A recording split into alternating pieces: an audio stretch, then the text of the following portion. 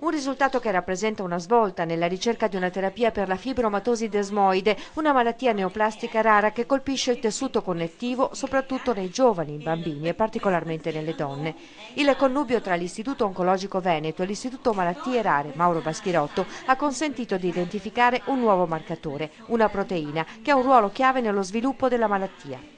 Abbiamo individuato un enzima nel nucleo della cellula che potrebbe essere un bersaglio terapeutico un domani se proviamo che questo enzima è in realtà una chiave per innescare la malattia. Con molta probabilità in un prossimo futuro e non tanto lontano ci sarà la possibilità di intervenire con la farmacogenetica, trovare qualche farmaco adatto per correggere, stimolare eventualmente questa nuova proteina.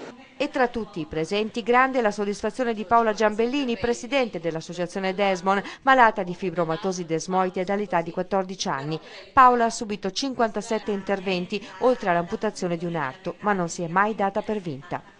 Io sono felicissima perché dall'associazione che ho creato Anna e Giuseppe Baschirotto sono andati avanti e questo è il grande successo che abbiamo avuto. Direi che ho impiegato tutto e di più il mio tempo e tutto quanto per questa associazione perché andasse avanti e questo è stato un risultato, un primo inizio per un qualcosa del domani.